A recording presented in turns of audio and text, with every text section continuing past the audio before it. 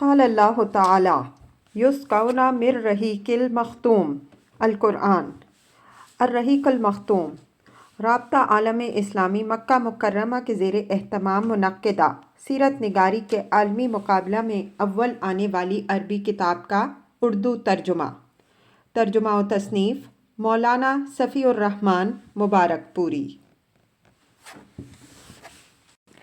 اسلامی لشکر مدینہ کی راہ میں۔ رسول اللہ صلی اللہ علیہ وسلم 3 روز بدر میں قیام فرما کر مدینہ کے لیے چل پڑے۔ آپ صلی اللہ علیہ وسلم کے ہمراہ قحطی بھی تھے اور مشرکین سے حاصل کیا ہوا مال غنیمت بھی۔ آپ صلی اللہ علیہ وسلم نے حضرت عبداللہ بن کعب رضی اللہ عنہ کو اس کی نگرانی سونپی تھی۔ جب آپ صلی اللہ علیہ وسلم وادی صفرا کے درے سے باہر نکلے تو درے اور نازیہ کے درمیان ایک ٹیلے پر پڑاؤ ڈالا اور وہیں خمس 5واں حصہ علیحدہ کر کے باقی مال غنیمت مسلمانوں پر برابر تقسیم کر دیا گیا، اور وادی صفرا ہی میں آپ صلی اللہ علیہ وسلم نے حکم صادر فرمایا کہ نضر بن حارث کو قتل کر دیا جائے۔ اس شخص نے جنگ بدر میں مشرکین کا پرچم اٹھا رکھا تھا اور یہ قریش کے اکابر مجرمین میں سے تھا۔ اسلام دشمنی اور رسول اللہ صلی اللہ علیہ وسلم کی ایذا رسانی میں حد درجہ بڑھا ہوا تھا۔ آپ صلی اللہ علیہ وسلم کے حکم پر حضرت علی رضی اللہ عنہ نے اس کی گردن مار دی۔ اس کے بعد جب آپ صلی اللہ علیہ وسلم ارکضبیہ پہنچے تو عقبہ بن ابی معیط کے قتل کا حکم صادر فرمایا۔ یہ شخص جس طرح رسول اللہ صلی اللہ علیہ وسلم کو ایذا پہنچایا کرتا تھا، اس کا کچھ ذکر پیچھے گزر چکا ہے۔ یہی شخص ہے جس نے رسول اللہ صلی اللہ علیہ وسلم کی پیٹھ پر نماز کی حالت میں اونٹ کی اوجڑی ڈالی تھی، اور اسی شخص نے آپ صلی اللہ علیہ وسلم کی گردن پہ چادر لپیٹ کر آپ صلی اللہ علیہ وسلم کو قتل کرنا چاہا تھا، اور اگر حضرت ابو بکر رضی اللہ عنہ بر وقت نہ گئے ہوتے تو اس نے اپنی دانست میں تو آپ صلی اللہ علیہ وسلم کا گلا گھونٹ کر مار ہی ڈالا تھا۔ جب نبی صلی اللہ علیہ وسلم نے اس کے قتل کا حکم صادر فرمایا تو کہنے لگا، اے محمد صلی اللہ علیہ وسلم، بچوں کے لیے کون ہے؟ آپ صلی اللہ علیہ وسلم نے فرمایا، آگ۔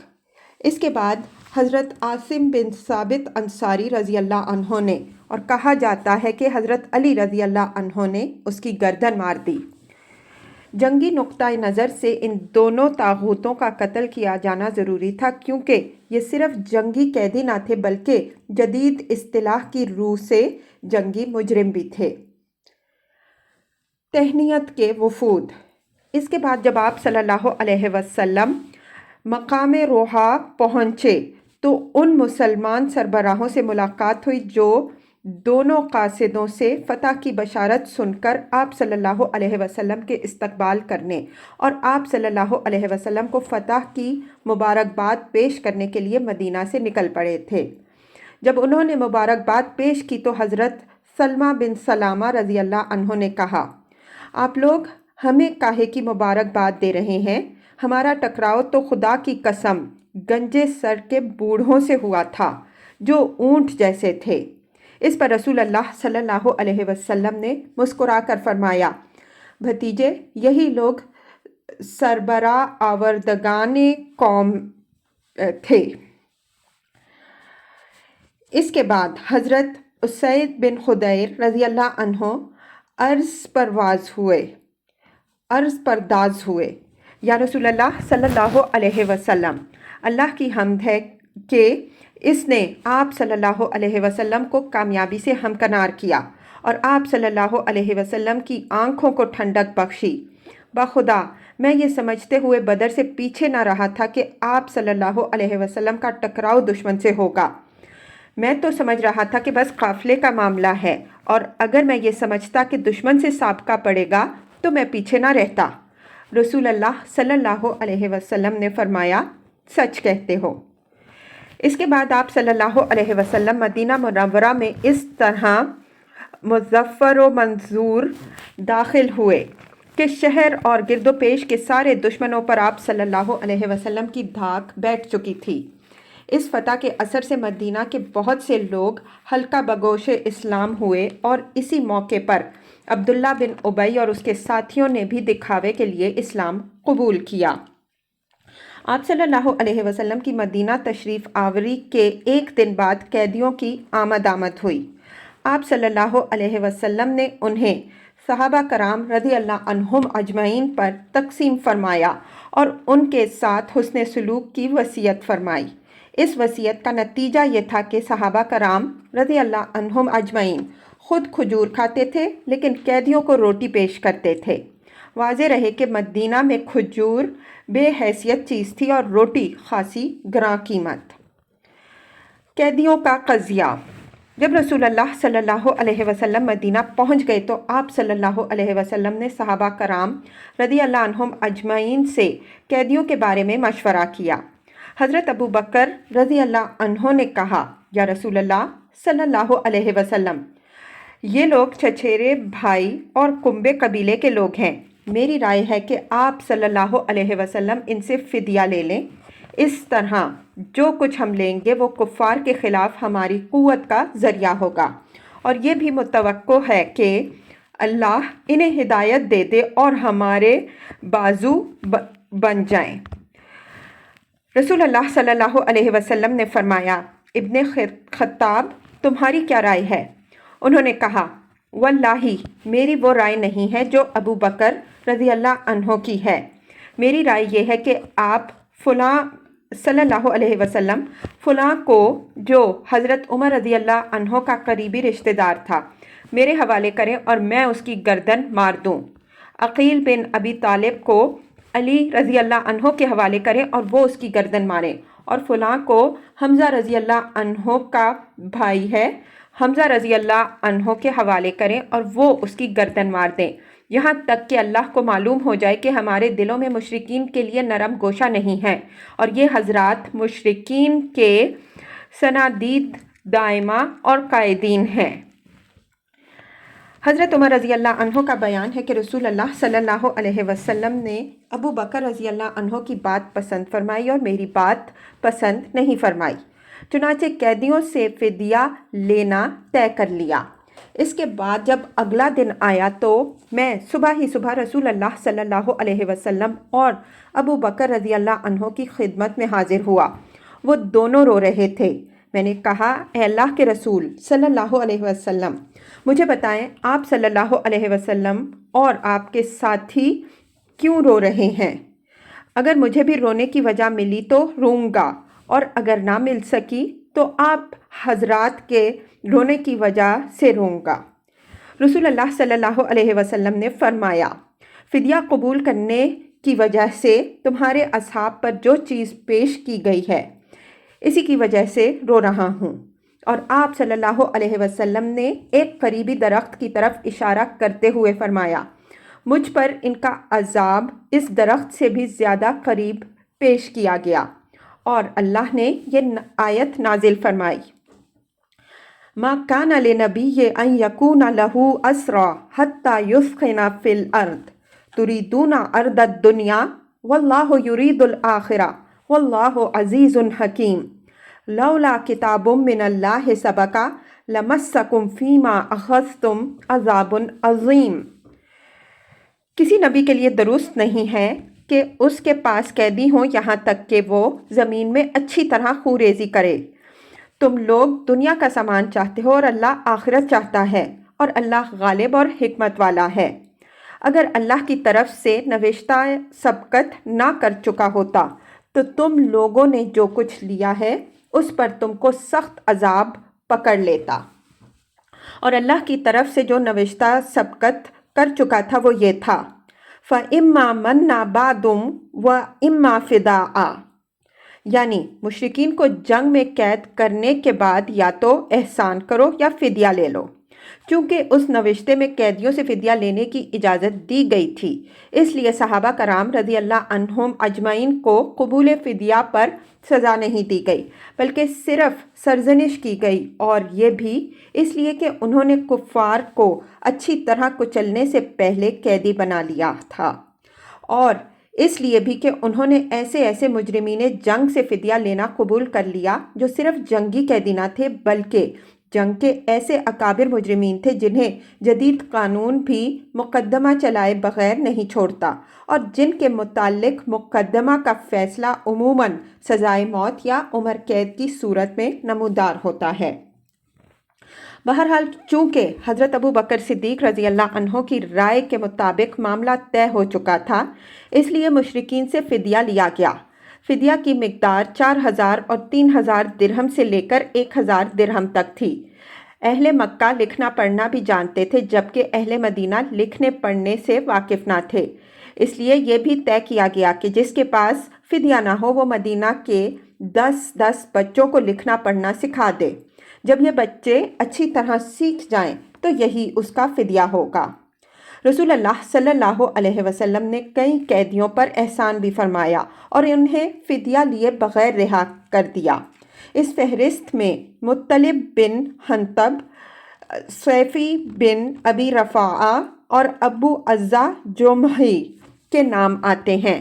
آخر ذکر کو آئندہ جنگ احد میں قید اور قتل کیا گیا۔ تفصیل آگے آ رہی ہے۔ آپ صلی اللہ علیہ وسلم نے اپنے داماد ابو العاص کو بھی اس شرط پر بلا فدیہ چھوڑ دیا کہ وہ حضرت زینب رضی اللہ عنہا کی راہ نہ روکیں گے۔ اس کی وجہ یہ ہوئی کہ حضرت زینب رضی اللہ عنہا نے ابو العاص کے فدیے میں کچھ مال بھیجا تھا، جس میں ایک ہار بھی تھا۔ یہ ہار در حقیقت حضرت خدیجہ رضی اللہ عنہا کا تھا، اور جب انہوں نے حضرت زینب رضی اللہ عنہا کو ابو العاص کے پاس رخصت کیا تھا تو یہ ہار انہیں دے دیا تھا۔ رسول اللہ صلی اللہ علیہ وسلم نے اسے دیکھا تو آپ صلی اللہ علیہ وسلم پر بڑی رقت طاری ہو گئی، اور آپ صلی اللہ علیہ وسلم نے صحابہ کرام رضی اللہ عنہم اجمعین سے اجازت چاہی کہ ابو العاص کو چھوڑ دیں۔ صحابہ رضی اللہ عنہم اجمعین نے اسے بصر و چشم قبول کر لیا، اور رسول اللہ صلی اللہ علیہ وسلم نے ابو العاص کو اس شرط پر چھوڑ دیا کہ وہ حضرت زینب رضی اللہ عنہا کی راہ چھوڑ دیں گے۔ چنانچہ ابو العاص نے ان کا راستہ چھوڑ دیا اور حضرت زینب رضی اللہ عنہا نے ہجرت فرمائی۔ رسول اللہ صلی اللہ علیہ وسلم نے حضرت زید بن حارثہ رضی اللہ عنہ اور ایک انصاری صحابی کو بھیج دیا کہ تم دونوں بطن یا جج میں رہنا۔ جب زینب رضی اللہ عنہا تمہارے پاس سے گزرے تو ساتھ ہو لینا۔ یہ دونوں حضرات تشریف لے گئے اور حضرت زینب رضی اللہ عنہا کو ساتھ لے کر مدینہ واپس آئے۔ حضرت زینب رضی اللہ عنہا کی ہجرت کا واقعہ بڑا طویل اور المناک ہے۔ قیدیوں میں سہیل بن عمر بھی تھا جو بڑا زبان آور خطیب تھا۔ حضرت عمر رضی اللہ عنہ نے کہا، اے اللہ کے رسول صلی اللہ علیہ وسلم، سہیل بن عمر کے اگلے 2 دانت توڑوا دیجئے، اس کی زبان پست جایا کرے گی اور وہ کسی جگہ خطیب بن کر آپ صلی اللہ علیہ وسلم کے خلاف کبھی کھڑا نہ ہو سکے گا۔ لیکن رسول اللہ صلی اللہ علیہ وسلم نے ان کی یہ گزارش مسترد کر دی، کیونکہ یہ مسئلے کے ضمن میں آتا ہے جس پر قیامت کے روز اللہ کی طرف سے پکڑ کا خطرہ تھا۔ حضرت سعد بن نعمان رضی اللہ عنہ عمرہ کرنے کے لیے نکلے تو انہیں ابو سفیان نے قید کر لیا۔ ابو سفیان کا بیٹا عمر بھی جنگ بدر کے قیدیوں میں تھا، چنانچہ عمر کو ابو سفیان کے حوالے کر دیا گیا اور اس نے حضرت سعد رضی اللہ عنہ کو چھوڑ دیا۔ قرآن کا تبصرہ۔ اسی غزوے کے تعلق سے سورہ انفال نازل ہوئی جو در حقیقت اس غزوے پر ایک خدائی تبصرہ ہے، اگر یہ تعبیر صحیح ہو، اور یہ تبصرہ بادشاہوں اور کمانڈروں وغیرہ کے فاتحانہ تبصروں سے بالکل ہی جداگانہ ہے۔ اس تبصرے کی چند باتیں مختصراً یہ ہیں۔ اللہ تعالیٰ نے سب سے پہلے مسلمانوں کی نظر ان کوتاہیوں اور اخلاقی کمزوریوں کی طرف مبذول کرائی جو ان میں فی الجملہ باقی رہ گئی تھیں اور جن میں سے بعض کا اظہار اس موقع پر ہو گیا تھا۔ اس توجہ دہانی کا مقصود یہ تھا کہ مسلمان اپنے آپ کو ان کمزوریوں سے پاک صاف کر کے کامل ترین بن جائیں۔ اس کے بعد اس فتح میں اللہ تعالیٰ کی جو تائید اور غیبی مدد شامل تھی اس کا ذکر فرمایا۔ اس سے مقصود یہ تھا کہ مسلمان اپنی شجاعت و بصالت کے فریب میں نہ آ جائیں، جس کے نتیجے میں مزاج و طبع پر غرور و تکبر کا تسلط ہو جاتا ہے، بلکہ وہ اللہ تعالیٰ پر توکل کریں اور اس کے اور پیغمبر صلی اللہ علیہ وسلم کے اطاعت کیش رہیں۔ پھر ان بلند اغراض و مقاصد کا تذکرہ کیا گیا ہے جن کے لیے رسول اللہ صلی اللہ علیہ وسلم نے اس خوفناک اور خونریز معرکے میں قدم رکھا تھا، اور اسی ضمن میں ان اخلاق و اوصاف کی نشاندہی کی گئی ہے جو معرکوں میں فتح کا سبب بننے والی ہے۔ پھر مشرکین و منافقین کو اور یہود اور جنگی قیدیوں کو مخاطب کر کے فصیح و بلیغ نصیحت فرمائی گئی تاکہ وہ حق کے سامنے جھک جائیں اور اس کے پابند بن جائیں۔ اس کے بعد مسلمانوں کو مال غنیمت کے معاملے میں مخاطب کرتے ہوئے انہیں اس مسئلے کے تمام بنیادی قواعد و اصول سمجھائے اور بتائے گئے ہیں۔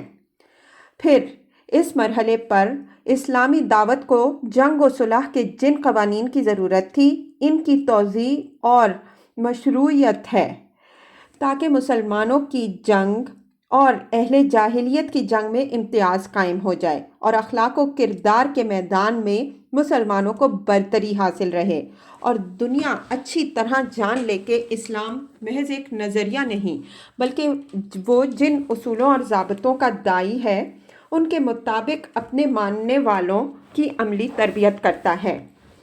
پھر اسلامی حکومت کے قوانین کی کئی دفعات بیان کی گئی ہیں جن سے واضح ہوتا ہے کہ اسلامی حکومت کے دائرے میں بسنے والے مسلمانوں اور اس دائرے سے باہر رہنے والے مسلمانوں میں کیا فرق ہے۔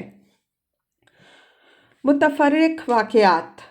سن 2 ہجری میں رمضان کا روزہ اور صدقہ فطر فرض کیا گیا اور زکوٰۃ کے مختلف نصابوں کی تفصیلاً تعین کی گئی۔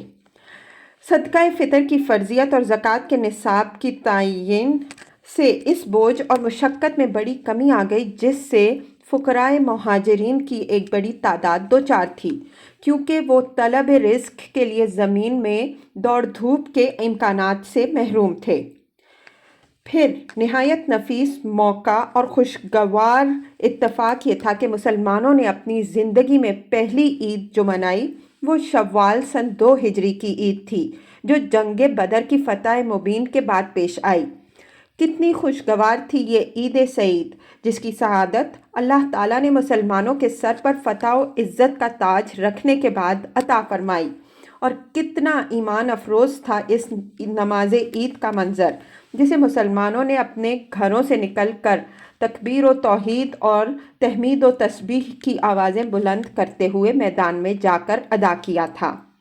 اس وقت حالت یہ تھی کہ مسلمانوں کے دل اللہ کی دی ہوئی نعمتوں اور اس کی ہوئی تائید کے سبب اس کی رحمت و رضوان کے شوق سے لبریز اور اس کی طرف رغبت کے جذبات سے معمور تھے، اور ان کی پیشانیاں اس کے شکر و سپاس کی ادائیگی کے لیے جھکی ہوئی تھیں۔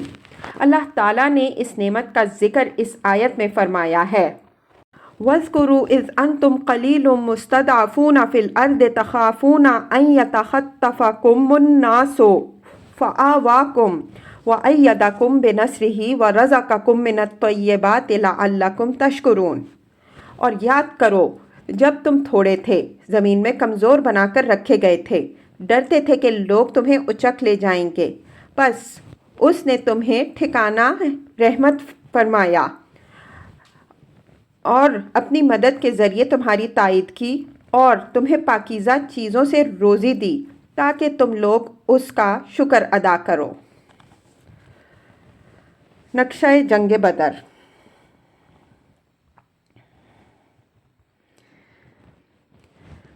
بدر کے بعد کی جنگی سرگرمیاں۔ بدر کا معرکہ مسلمانوں اور مشرکین کا سب سے پہلا مسلح ٹکراؤ اور فیصلہ کن معرکہ تھا جس میں مسلمانوں کو فتح مبین حاصل ہوئی اور سارے عرب نے اس کا مشاہدہ کیا۔ اس معرکے کے نتیجے سے سب سے زیادہ وہی لوگ دل گرفتہ تھے جنہیں براہ راست یہ نقصان عظیم برداشت کرنا پڑا تھا، یعنی مشرکین، یا وہ لوگ جو مسلمانوں کے غلبہ و سربلندی کو اپنے مذہبی اور اقتصادی وجود کے لیے خطرہ محسوس کرتے تھے، یعنی یہود۔ چنانچہ جب سے مسلمانوں نے بدر کا معرکہ سر کیا تھا، یہ دونوں گروہ مسلمانوں کے خلاف غم و غصہ اور رنج و الم سے جل بھن رہے تھے، جیسا کہ ارشاد ہے لَتَجِدَنَّ أَشَدَّ النَّاسِ عَدَاوَةً لِلَّذِينَ آمَنُوا الْيَهُودَ وَالَّذِينَ أَشْرَكُوا، تم اہل ایمان کا سب سے زبردست دشمن یہود کو پاؤ گے اور مشرکین کو۔ مدینہ میں کچھ لوگ ان دونوں گروہوں کے ہمراز و دمساز تھے۔ انہوں نے جب دیکھا کہ اپنا وقار برقرار رکھنے کی اب کوئی سبیل باقی نہیں رہی تو بظاہر اسلام میں داخل ہو گئے۔ یہ عبداللہ ابن ابی اور اس کے رفقا کا گروہ تھا۔ یہ بھی مسلمانوں کے خلاف یہود و مشرکین سے کم غم و غصہ نہ رکھتا تھا۔ اس کے علاوہ ایک چوتھا گروہ بھی تھا، لیکن وہ بدو جو مدینہ کے گرد و پیش بود و باش رکھتے تھے۔ انہیں کفر و اسلام سے کوئی دلچسپی نہ تھی، لیکن یہ لٹیرے اور راہزن تھے، اس لیے بدر کی کامیابی سے انہیں بھی قلق و اضطراب تھا۔ انہیں خطرہ تھا کہ مدینہ میں ایک طاقتور حکومت قائم ہو گئی تو ان کی لوٹ کھسوٹ کا راستہ بند ہو جائے گا۔ اس لیے ان کے دلوں میں بھی مسلمانوں کے خلاف کینہ جاگ اٹھا اور یہ بھی مسلم دشمن ہو گئے۔ اس طرح مسلمان چاروں طرف سے خطرے میں گھر گئے، لیکن مسلمانوں کے سلسلے میں ہر فریق کا طرز عمل دوسرے سے مختلف تھا۔ ہر فریق نے اپنے حسب حال ایسا طریقہ اپنایا تھا جو اس کے خیال میں اس کی غرض و غایت کی تکمیل کا کفیل تھا۔ چنانچہ اہل مدینہ نے اسلام کا اظہار کر کے درپردہ سازشوں، دسیسہ کاریوں اور باہم لڑانے بھڑانے کی راہ اپنائی۔ یہود کے ایک گروہ نے کھلم کھلا رنج و عداوت اور غیظ و غضب کا مظاہرہ کیا۔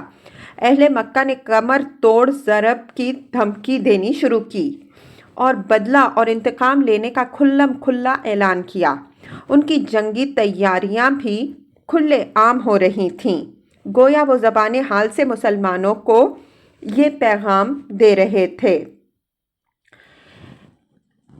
ترجمہ: ایک ایسا روشن اور تابناک دن ضروری ہے جس کے بعد عرصہ دراز تک نوحہ کرنے والیوں کے نوحے سنتا رہوں، اور سال بھر کے بعد وہ عملاً ایک ایسی مارکہ آرائی کے لیے مدینہ کے چہار دیواری تک چڑھ آئے جو تاریخ میں غزوہ احد کے نام سے معروف ہے اور جس کا مسلمانوں کی شہرت اور ساکھ پر برا اثر پڑا تھا۔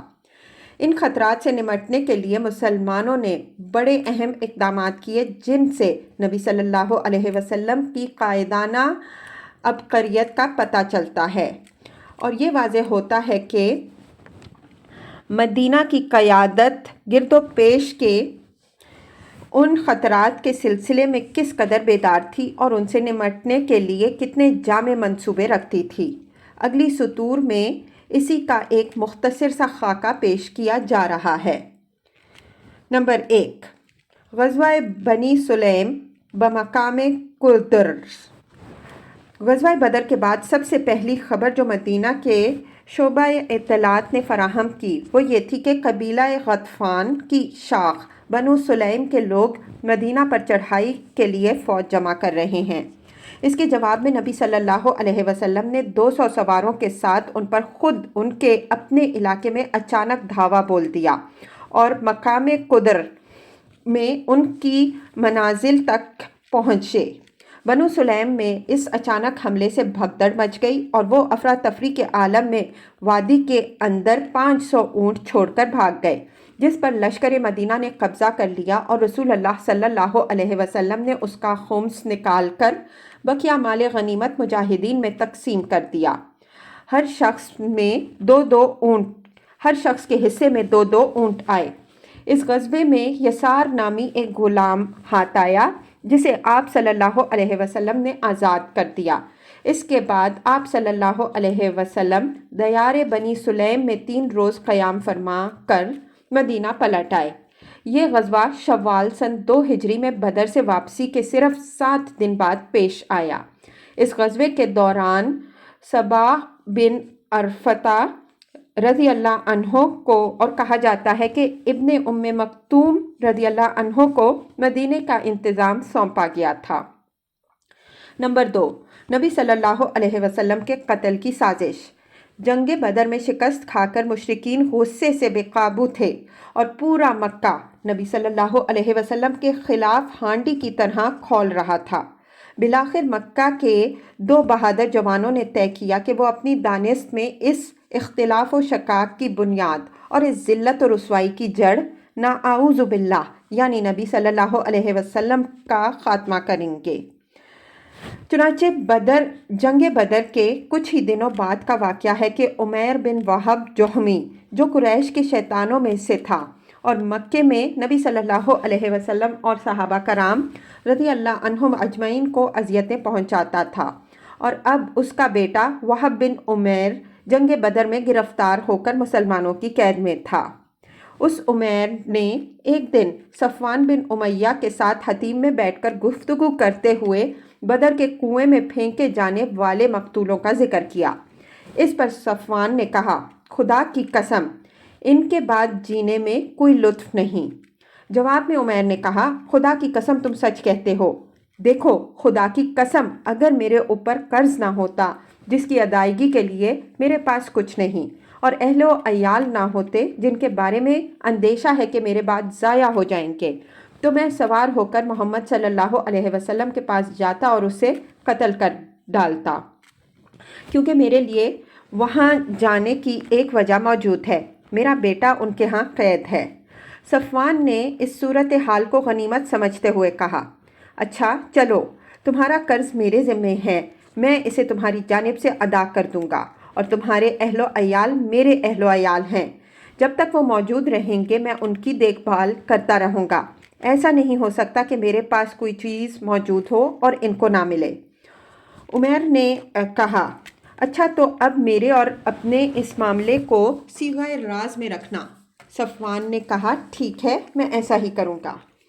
اس کے بعد عمیر نے اپنی تلوار پر سان رکھائی اور زہر آلود کرائی، پھر روانہ ہوا اور مدینہ پہنچا، لیکن ابھی وہ مسجد کے دروازے پر اپنی اونٹنی بٹھا ہی رہا تھا کہ حضرت عمر بن خطاب رضی اللہ عنہ کی نگاہ اس پر پڑ گئی۔ وہ مسلمانوں کی ایک جماعت کے درمیان جنگ بدر میں اللہ کے عطا کردہ اعزاء و اکرام کے متعلق باتیں کر رہے تھے۔ انہوں نے دیکھتے ہی کہا، یہ کتا اللہ کا دشمن عمیر کسی برے ہی ارادے سے آیا ہے۔ پھر انہوں نے نبی صلی اللہ علیہ وسلم کی خدمت میں حاضر ہو کر عرض کیا، اے اللہ کے نبی صلی اللہ علیہ وسلم، یہ اللہ کا دشمن عمیر اپنی تلوار حمائل کیے آیا ہے۔ آپ صلی اللہ علیہ وسلم نے فرمایا، اسے میرے پاس لے آؤ۔ عمیر آیا تو حضرت عمر رضی اللہ عنہ نے اس کی تلوار کے پر تولے کو اس کے گلے کے پاس سے پکڑ لیا اور انصار کے چند افراد سے کہا کہ تم لوگ رسول اللہ صلی اللہ علیہ وسلم کے پاس جاؤ اور وہیں بیٹھ جاؤ، اور آپ صلی اللہ علیہ وسلم کے خلاف اس خبیث کے خطرے سے چوکنا رہو، کیونکہ یہ قابل اطمینان نہیں ہے۔ اس کے بعد وہ عمیر کو اندر لے گئے۔ رسول اللہ صلی اللہ علیہ وسلم نے جب یہ کیفیت دیکھی کہ حضرت عمر رضی اللہ عنہ اس کی گردن میں اس کی تلوار کا پرتلا لپیٹ کر پکڑے ہوئے ہیں، تو فرمایا، عمر اسے چھوڑ دو، اور عمیر تم قریب آ جاؤ۔ اس نے قریب آ کر کہا، آپ لوگوں کی صبح بخیر ہو۔ نبی صلی اللہ علیہ وسلم نے فرمایا، اللہ تعالیٰ نے ہمیں ایک ایسے تحیہ سے مشرف کیا ہے جو تمہارے اس تحیہ سے بہتر ہے، یعنی سلام سے، جو اہل جنت کا تحیہ ہے۔ اس کے بعد آپ صلی اللہ علیہ وسلم نے فرمایا، اے عمیر تم کیوں آئے ہو؟ اس نے کہا، یہ قیدی جو آپ لوگوں کے قبضے میں ہے اسی کے لیے آیا ہوں، آپ لوگ اس کے بارے میں احسان فرما دیجئے۔ آپ صلی اللہ علیہ وسلم نے فرمایا، پھر یہ تمہاری گردن میں تلوار کیوں ہے؟ اس نے کہا، اللہ ان تلواروں کا برا کرے کہ یہ ہمارے کچھ کام نہ آ سکیں۔ آپ صلی اللہ علیہ وسلم نے فرمایا، سچ سچ بتاؤ کیوں آئے ہو؟ اس نے کہا، بس صرف اسی قیدی کے لیے آیا ہوں۔ آپ صلی اللہ علیہ وسلم نے فرمایا، نہیں، بلکہ تم اور صفوان بن امیہ حتیم میں بیٹھے اور قریش کے جو مقتولین کنویں میں پھینکے گئے تھے ان کا تذکرہ کیا۔ پھر تم نے کہا، اگر مجھ پر قرض نہ ہوتا اور میرے اہل و عیال نہ ہوتے تو میں یہاں سے جاتا اور محمد صلی اللہ علیہ وسلم کو قتل کر دیتا۔ اس پر صفوان نے تمہارے قرض اور اہل و عیال کی ذمہ داری لی بشرطے کہ تم مجھے قتل کر دو، لیکن یاد رکھو کہ اللہ میرے اور تمہارے درمیان حائل ہے۔ عمیر نے کہا، میں گواہی دیتا ہوں کہ آپ صلی اللہ علیہ وسلم اللہ کے رسول ہیں۔ اے اللہ کے رسول صلی اللہ علیہ وسلم، آپ ہمارے پاس آسمان کی جو خبریں لاتے تھے اور آپ صلی اللہ علیہ وسلم پر جو وحی نازل ہوتی تھی اسے ہم جھٹلا دیا کرتے تھے، لیکن یہ تو ایسا معاملہ ہے جس میں میرے اور صفوان کے سوا کوئی موجود ہی نہ تھا، اس لیے واللہ مجھے یقین ہے کہ یہ بات اللہ کے سوا اور کسی نے آپ صلی اللہ علیہ وسلم تک نہیں پہنچائی۔ بس اللہ کی حمد ہے جس نے مجھے اسلام کی ہدایت دی اور اس مقام تک ہانک کر پہنچایا۔ پھر عمیر نے کلمہ حق کی شہادت دی اور رسول اللہ صلی اللہ علیہ وسلم نے صحابہ کرام رضی اللہ عنہم اجمعین کو مخاطب کر کے فرمایا، اپنے بھائی کو دین سکھاؤ، قرآن پڑھاؤ اور اس کے قیدی کو آزاد کر دو۔ ادھر صفوان لوگوں کو یہ کہتا پھر رہا تھا کہ یہ خوشخبری سن لو کہ چند ہی دنوں میں ایک ایسا واقعہ پیش آئے گا جو بدر کے مصائب بھلوا دے گا۔ ساتھ ہی وہ آنے جانے والوں سے عمیر رضی اللہ عنہ کی بابت پوچھتا بھی رہتا تھا۔ بالآخر اسے ایک سوار نے بتایا کہ عمیر رضی اللہ عنہ مسلمان ہو چکا ہے۔ یہ سن کر صفوان نے قسم کھائی کہ اس سے کبھی بات نہ کرے گا اور نہ کبھی اسے نفع پہنچائے گا۔ ادھر عمیر رضی اللہ عنہ نے اسلام سیکھ کر مکے کی راہ لی اور وہیں مقیم رہ کر اسلام کی دعوت دینی شروع کی۔ ان کے ہاتھ پر بہت سے لوگ مسلمان ہوئے۔ نمبر 3، غزوہ بنی قینقاع۔ رسول اللہ صلی اللہ علیہ وسلم نے مدینہ تشریف لانے کے بعد یہود کے ساتھ جو معاہدہ فرمایا تھا اس کی دفعات پچھلے صفحات میں گزر چکی ہیں۔ رسول اللہ صلی اللہ علیہ وسلم کی پوری کوشش اور خواہش تھی کہ اس معاہدے میں جو کچھ طے پا گیا ہے وہ نافذ رہے۔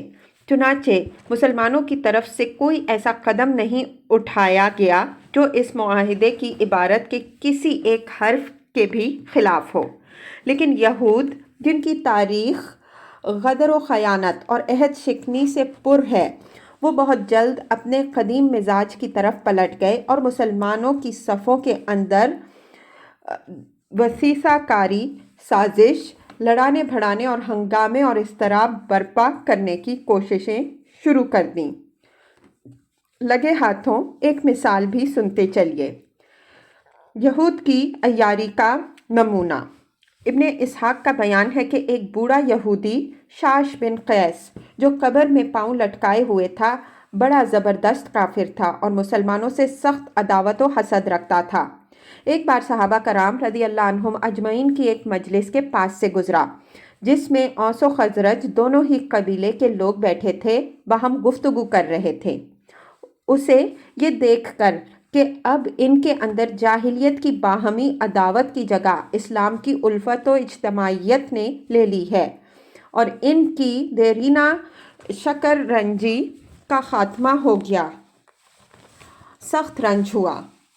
کہنے لگا، اوہ، اس دیار میں بنو قیلا کے اشراف متحد ہو گئے ہیں، بخدا ان اشراف کے اتحاد کے بعد تو ہمارا یہاں گزر نہیں۔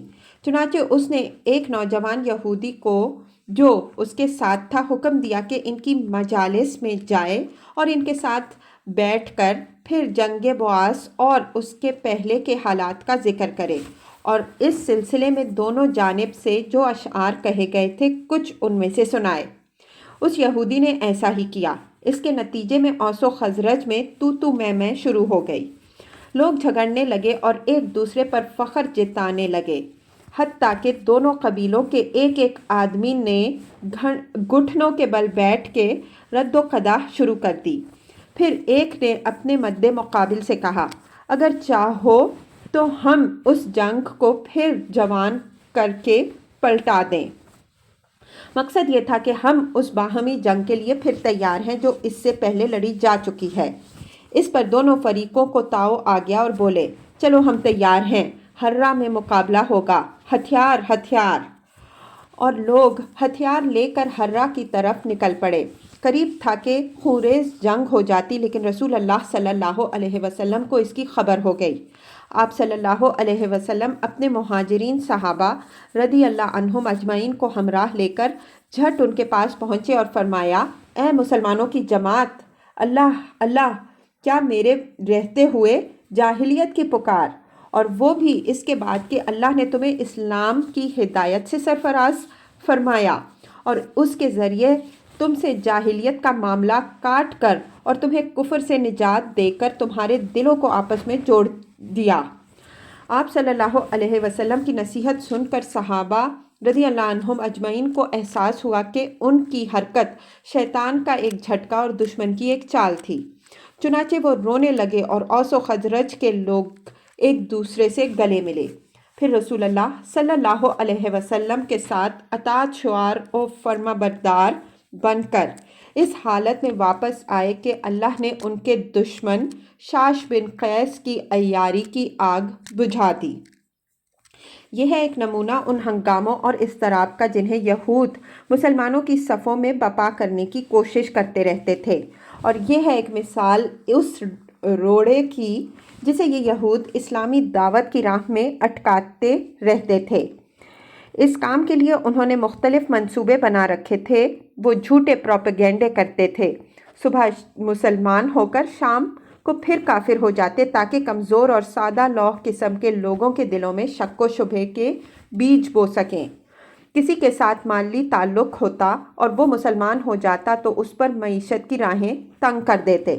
چنانچہ اگر اس کے ذمے کچھ بقایا ہوتا تو صبح و شام تقاضے کرتے، اور اگر خود اس مسلمان کا کچھ بقایا ان پر ہوتا تو اسے ادا نہ کرتے، بلکہ باطل طریقے پر کھا جاتے اور کہتے کہ تمہارا قرض تو ہمارے اوپر اس وقت تھا جب تم اپنے آبائی دین پر تھے، لیکن اب جب کہ تم نے اپنا دین بدل لیا ہے تو ب ہمارا اور تمہارا کوئی لین دین نہیں ہے۔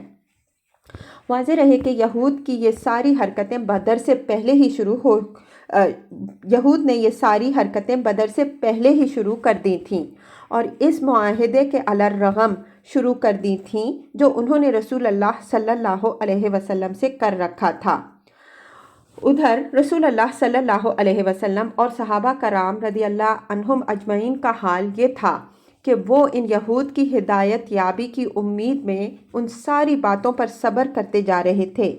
اس کے علاوہ یہ بھی مطلوب تھا کہ علاقے میں امن و سلامتی کا ماحول برقرار رہے۔ بنو قینقاع کی عہد شکنی۔ جب یہود نے دیکھا کہ اللہ تعالیٰ نے میدان بدر میں مسلمانوں کی زبردست مدد فرما کر انہیں عزت و شوکت سے سرفراز فرمایا ہے اور ان کا رعب و دبدبہ دور و نزدیک ہر جگہ رہنے والوں کے دلوں پر بیٹھ گیا ہے، تو ان کی عداوت و حسد کی ہانڈی پھٹ پڑی۔ انہوں نے کھلم کھلا شر و عداوت کا مظاہرہ کیا اور علی اعلان بغاوت و ایذا رسانی پر اتر آئے۔ ان میں سب سے زیادہ کینہ توز اور سب سے بڑھ کر شریر کعب بن اشرف تھا، جس کا ذکر آگے آ رہا ہے۔ اسی طرح تینوں یہودی قبائل میں سب سے زیادہ بدماش بنو قینقاع کا قبیلہ تھا۔ یہ لوگ مدینہ ہی کے اندر رہتے تھے اور ان کا محلہ انہی کے نام سے موسوم تھا۔ یہ لوگ پیشے کے لحاظ سے سونار، لوہار اور برتن ساز تھے۔ ان پیشوں کے سبب ان کے ہر آدمی کے پاس وافر مقدار میں سامان جنگ موجود تھا۔ ان کے مردان جنگی کی تعداد 700 تھی اور وہ مدینہ کے سب سے بہادر یہودی تھے۔ انہی نے سب سے پہلے عہد شکنی کی۔ تفصیل یہ ہے، جب اللہ تعالیٰ نے میدان بدر میں مسلمانوں کو فتح سے ہمکنار کیا تو ان کی سرکشی میں شدت آ گئی۔ انہوں نے اپنی شرارتوں، خباثتوں اور لڑانے بھڑانے کی حرکتوں میں وسعت اختیار کر لی اور خلفشار پیدا کرنا شروع کر دی۔ چنانچہ جو مسلمان ان کے بازار میں جاتا اس سے وہ مذاق و استہزاء کرتے اور اسے اذیت پہنچاتے، حتیٰ کہ مسلمان عورتوں سے بھی چھیڑ چھاڑ شروع کر دی۔ اس طرح جب صورتحال زیادہ سنگین ہو گئی اور ان کی سرکشی خاصی بڑھ گئی تو رسول اللہ صلی اللہ علیہ وسلم نے انہیں جمع فرما کر واعظ و نصیحت کی اور رشد و ہدایت کی دعوت دیتے ہوئے ظلم و بغاوت کے انجام سے ڈرایا، لیکن اس سے ان کی بدمعاشی اور غرور میں کچھ اور ہی اضافہ ہو گیا۔ چنانچہ ابو داؤد رحمہ اللہ وغیرہ نے حضرت ابن عباس رضی اللہ عنہ سے روایت کی ہے کہ جب رسول اللہ صلی اللہ علیہ وسلم نے قریش کو بدر کے دن شکست دے دی اور آپ صلی اللہ علیہ وسلم مدینہ تشریف لائے تو بنو قینقاع کے بازار میں یہود کو جمع کیا اور فرمایا، اے جماعت یہود، اس سے پہلے اسلام قبول کر لو کہ تم پر بھی ویسی ہی مار پڑے جیسی قریش پر پڑ چکی ہے۔ انہوں نے کہا، اے محمد صلی اللہ علیہ وسلم، تمہیں اس بنا پر خود فریبی میں مبتلا نہیں ہونا چاہیے کہ تمہاری مڈ بھیڑ قریش کے اناڑی اور ناآشنائے جنگ لوگوں سے ہوئی اور تم نے انہیں مار لیا۔ اگر تمہاری لڑائی ہم سے ہو گئی تو پتہ چل جائے گا کہ ہم مرد ہیں اور ہمارے جیسے لوگوں سے تمہارا پالا نہ پڑا تھا۔ اس کے جواب میں اللہ تعالیٰ نے یہ آیت نازل فرمائی، قُلْ لِلَّذِينَ كَفَرُوا سَتُغْلَبُونَ وَتُحْشَرُونَ إِلَىٰ جَهَنَّمَ وَبِئْسَ الْمِهَادُ قَدْ كَانَ لَكُمْ آيَةٌ فِي فِئَتَيْنِ الْتَقَتَا فِئَةٌ تُقَاتِلُ فِي سَبِيلِ اللَّهِ وَأُخْرَىٰ كَافِرَةٌ يَرَوْنَهُم مِّثْلَيْهِمْ رَأْيَ الْعَيْنِ وَاللَّهُ يُؤَيِّدُ بِنَصْرِهِ مَن يَشَاءُ إِنَّ فِي ذَلِكَ لَعِبْرَةً لِّأُولِي الْأَبْصَارِ۔ ان کافروں سے کہہ دو کہ ان قریب مغلوب کیے جاؤ گے اور جہنم کی طرف ہانکے جاؤ گے، اور وہ برا ٹھکانہ ہے۔ جن دو گروہوں میں ٹکر ہوئی ان میں تمہارے لیے نشانی ہے، ایک گروہ اللہ کی راہ میں لڑ رہا تھا اور دوسرا کافر تھا۔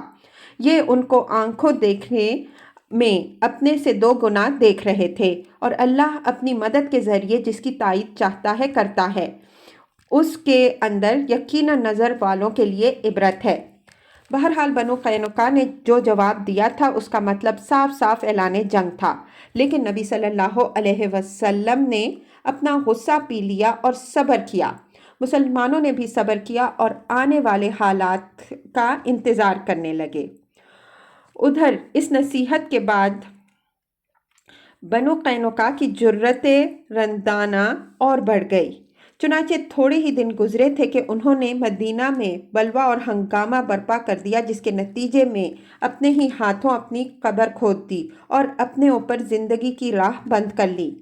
ابن ہشام نے ابو عون سے روایت کی ہے کہ ایک عرب عورت بنو قینقاع کے بازار میں کچھ سامان لے کر آئی اور بیچ کر کسی ضرورت کے لیے ایک سنسار کے پاس جو یہودی تھا بیٹھ گئی۔ یہودیوں نے اس کا چہرہ کھلوانا چاہا مگر اس نے انکار کر دیا۔ اس پر اس سنار نے چپکے سے اس کے کپڑے کا نچلا کنارہ پچھلی طرف باندھ دیا اور اسے خبر نہ ہوئی۔ جب وہ اٹھی تو اس سے بے پردہ ہو گئی تو یہودیوں نے قہقہا لگایا۔ اس پر اس عورت نے چیخ پکار مچائی، جسے سن کر ایک مسلمان نے اس سنار پر حملہ کیا اور اسے مار ڈالا۔ جواباً یہودیوں نے مسلمان پر حملہ کر کے اسے مار ڈالا۔ اس کے بعد مقتول مسلمان کے گھر والوں نے شور مچایا اور یہود کے خلاف مسلمانوں سے فریاد کی۔ نتیجہ یہ ہوا کہ مسلمان اور بنی قینقاع کے یہودیوں میں بلوا ہو گیا۔